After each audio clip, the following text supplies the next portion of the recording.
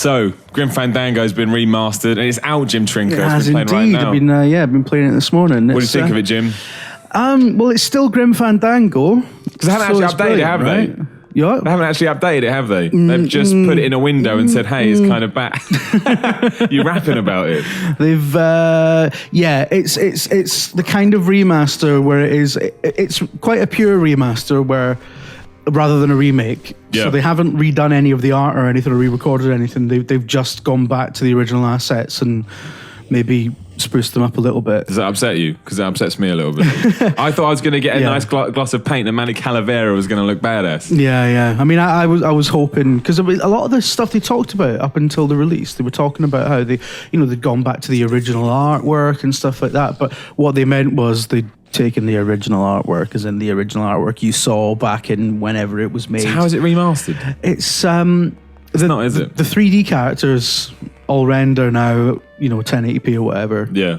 But they're still on top of and the 90s kind of 640 by 480 backdrops, and it looks a bit. It doesn't look that good. It still plays well, right, though? And it's still funny. And Manny Grim Calavera Fandango. is still a wonderful lead character who we should all somehow propose to. And you got the extra stuff. Part of it is that it's more of a sort of preservation thing, so it now runs on new machines, and that's what it is, isn't it? It's basically, it should be called Grim Fandango : the chance to play it if you didn't play it 10 years ago. Exactly, yeah. Oh, well. It won't crash the desktop now when you try and click on it. So that's the best. That's the most the biggest improvement. That should be the subtitle. We've made that better anyway. Right, done. Yeah. Every little thing it does is magic, because it's about wizards and that. No. There's lots of other adventure games I'd like to see given perhaps not exactly the same treatment, maybe a little bit better treatment, frankly. But Discworld, for one. When I think of adventure games, Discworld. You think of the guy from Monty Python, Eric Idle, who I forgot the name of, but now remembered. Eric Idle. They even did a pun about his name in the game. It was great.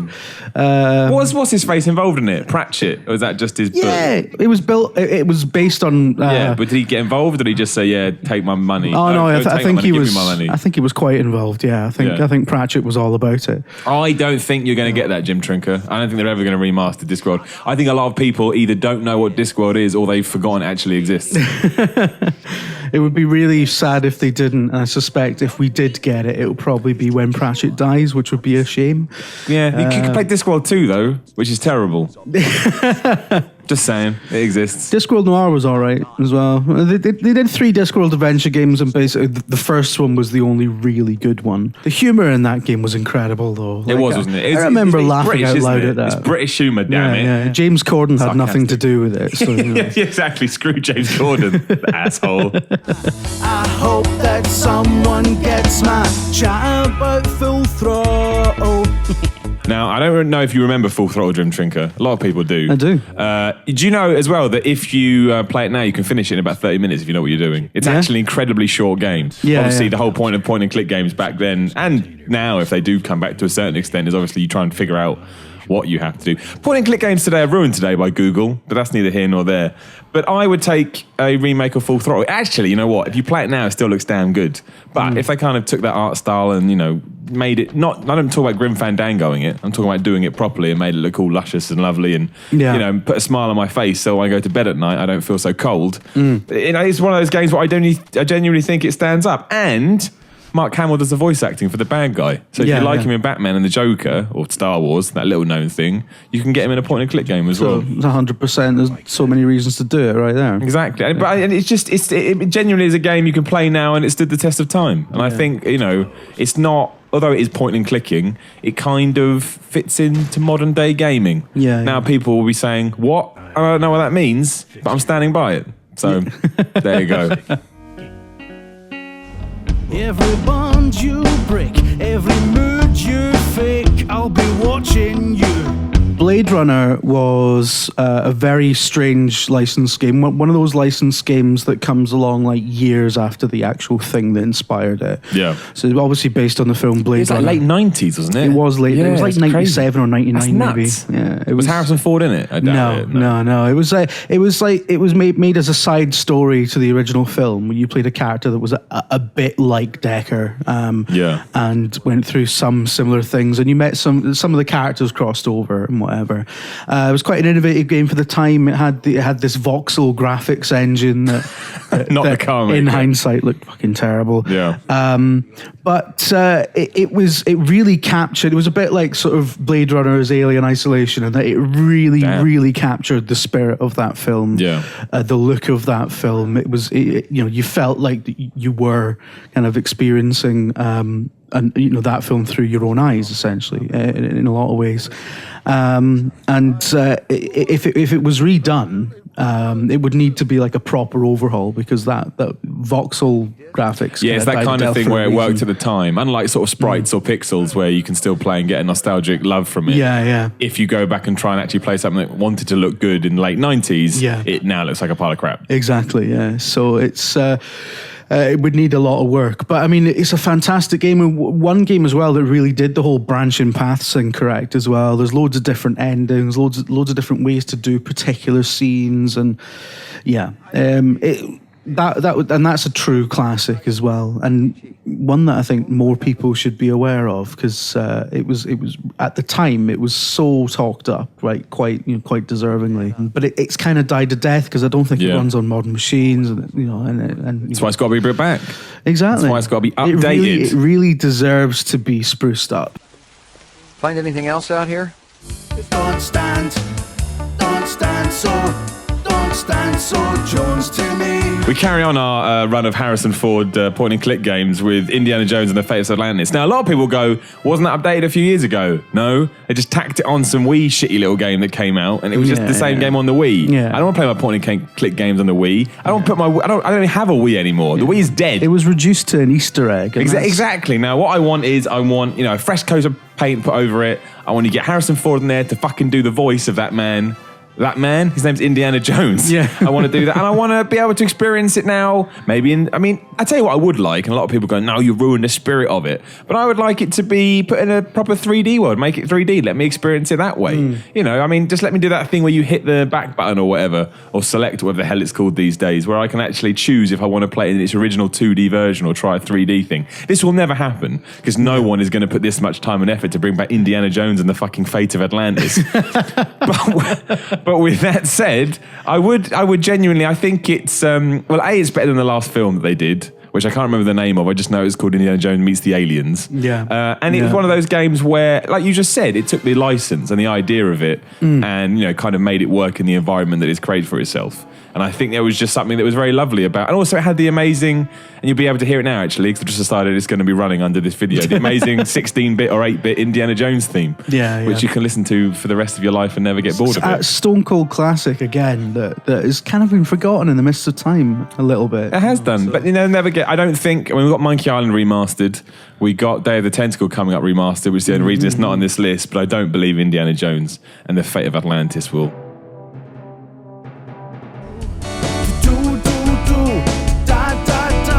Sam and Max is quite good. Sam & Max is a wonderful example of a LucasArts adventure game that feels like a Saturday morning cartoon. That's such a wonderful description. That's its basic appeal. Yeah, but like an adult children's cartoon as well, because that Ren and rabbit Stimpy is, or something.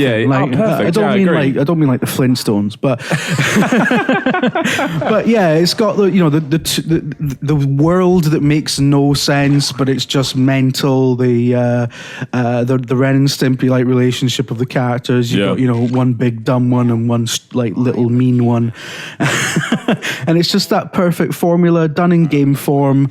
It had a lot of sequels in the form of episodic Telltale stuff, which frankly weren't very good. No, they sucked. Like, so did as we're here, the Monkey Island ones I wasn't a big fan of either. I don't think Telltale particularly shined in either of those. People forget that before Walking Dead, Telltale were pushing out a bag of shit. They made Jurassic Park the worst game ever made, which had quick time events which weren't quick. They had timed events. Like people forget that this happened, but again, they then made The Walking Dead and they now get a free pass, and they also get every license under the sun. But it's a shame they didn't get Monkey Island and Sam & Max now and apply this template they've got. I'll take a choice-driven Sam & Max game. That'd be incredible. Yeah, absolutely. Like, when you save somebody from being stabbed by a screwdriver or whatever, I mean, that could totally work as a Sam & Max game. But do you want to stab them or not?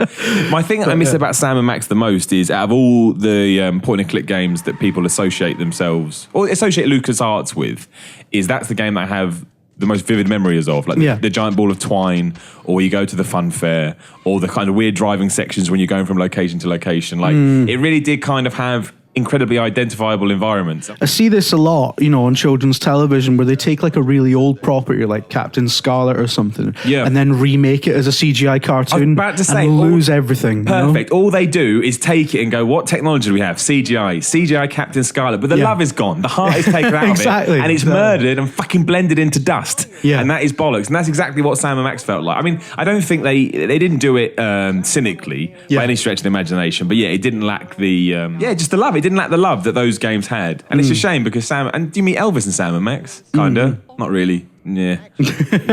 Anyway. Evelyn Morrison is always available for interviews. Spielberg put his name on this. What a load of shite. And then we end with The Dig. Now, The Dig is on this list for very different reasons, and that's because everyone thinks The Dig is good, but The Dig's terrible. The Dig is an absolutely terrible... It's like, you know, before the phenomenon of walking simulators, The Dig was the walking simulator. That's it. All you do is walk around this weird desert moon planet thing, and there's no, like, real narrative, no kind of... Nothing happens that surprises you. The puzzles are just an innate mess that make you want to rip your own flipping ears off. Oh, man, I don't... People always talk about the Citizen Kane of games. This was the Citizen Kane of walking simulator. It's like everything comes from that. And that's why it needs to be remade so people can actually do it justice. And it needs to be remade with guns.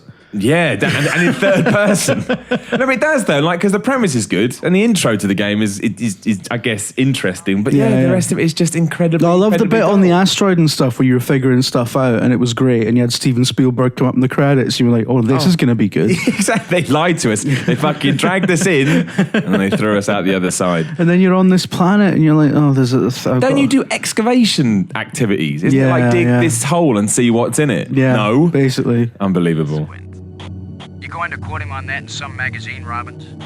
I'm just part of the landing team right now, Commander Lowe. Friends don't make friends miss leg day. So subscribe to Video Gamer and power through to levels you didn't even know were possible.